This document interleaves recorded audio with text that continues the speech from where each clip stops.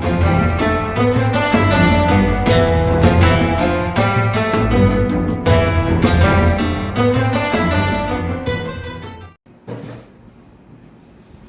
pagi dok. Pagi Bu, apa kabar? Alhamdulillah sehat dok. Ini dok, anak saya kulitnya kuning. Itu kenapa ya dok? Oh, boleh tahu bayinya umur berapa sekarang? Usia 2 bulan dok. Oh ya, sebelumnya saya terangkan dulu ya Bu. Jadi kuning pada bayi itu ada dua, sifatnya fisiologis dan bisa patologis. Patologis pastinya karena ada kelainan ya.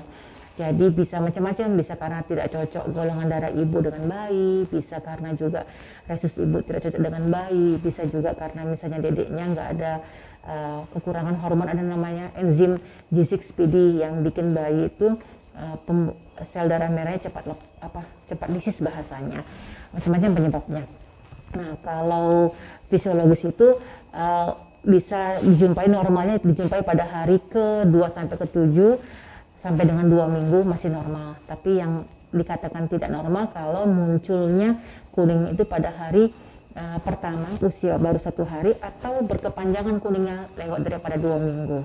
Nah yang orang tua harus perlu cermati bila mana bayi kuning tapi bayinya lemah, terus keadaannya lemah, terus malas netek, kejang, bahkan sesak napas. Nah kalau udah begitu ibu segera bawa dedeknya ke dokter.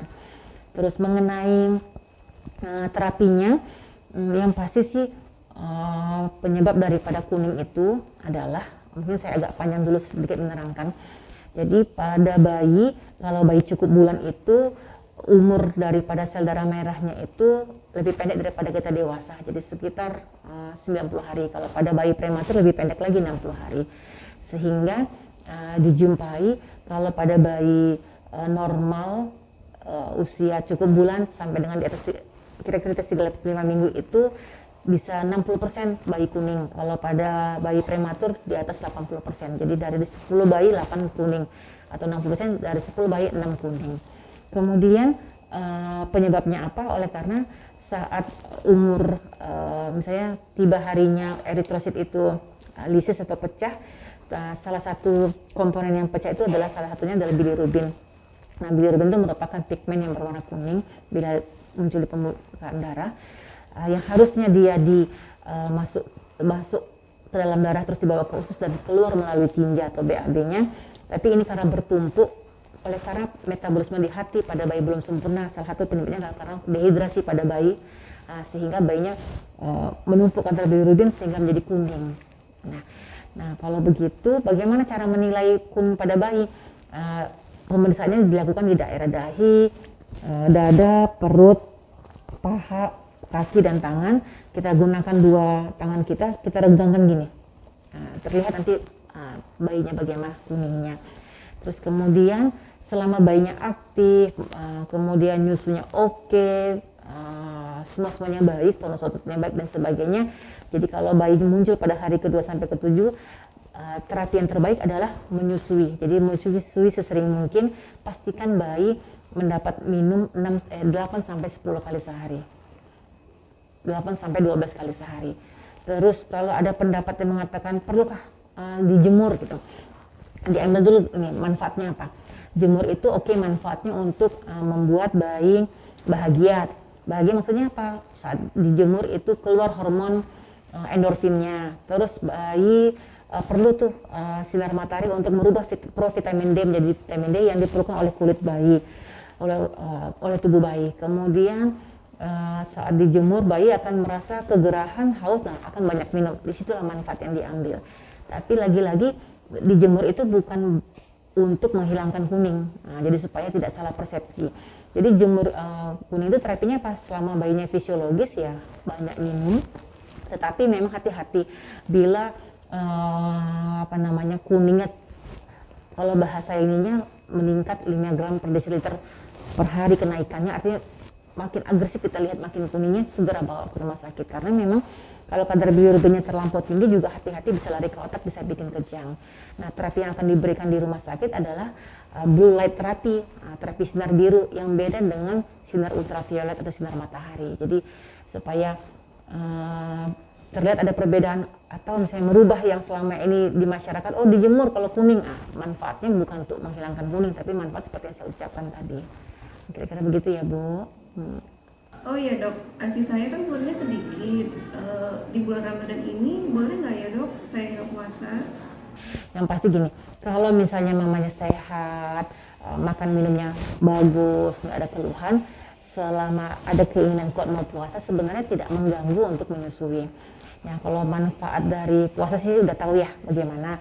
Terus soal apakah puasa itu bikin nanti terganggu ASINya, yang penting ini prinsip dari menyusui adalah produksi tergantung hisapan. Jadi semakin nanti ibu sering menyusui akan makin banyak itu produksinya. Jadi hormon prolaktin itu akan bekerja 2-3 jam. Jadi yang penting selama ibu berpuasa dihisapkan atau dipumping selama 2-3 jam, setiap 2-3 jam gitu, sehingga ASINya tetap lancar.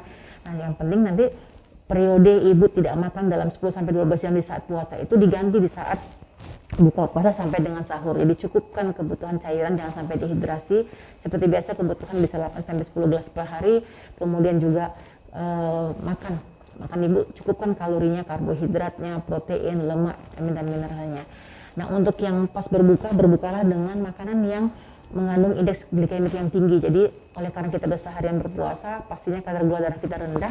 Jadi ayo kita makan misalnya kolak, kurma, manisan, semangka, nasi, gitu ya, roti. Tapi kalau di saat nanti kita sahur, boleh tuh ibu pakai makan pilih dengan yang makan dengan indeks glikemik yang rendah. Contohnya misalnya oatmeal, jeruk, pisang, apel, kacang hijau gitu ya. Pokoknya ibu atur makanan seperti yang biasa ibu, tapi cukup kalori, karbohidrat, protein, lemak, vitamin mineral dan cukup cairannya. Ada yang mau tanya lagi? Udah dok, terima kasih. Oke, sehat ya Bu ya. Kasih ya. Mari. Assalamualaikum warahmatullahi wabarakatuh. Bismillahirrahmanirrahim. Alhamdulillahi rabbil alamin. Allahumma salli ala Sayyidina Muhammad wa ala ali Sayyidina Muhammad, amma ba'd.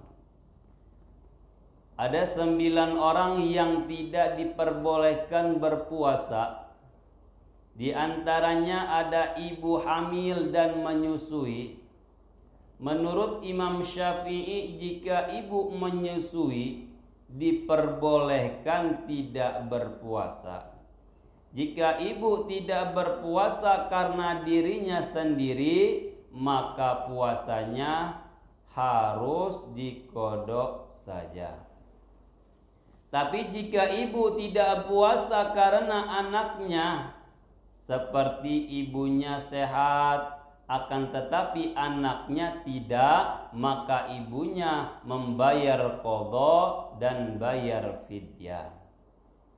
Cara menghitung fidyah puasa sangat mudah, yakni 1 hari 1 mud atau setara dengan 3/4 liter makanan pokok. Kedua, jika meninggalkan 1 hari puasa, maka fidyahnya adalah memberi makan 3 kali sehari kepada fakir miskin.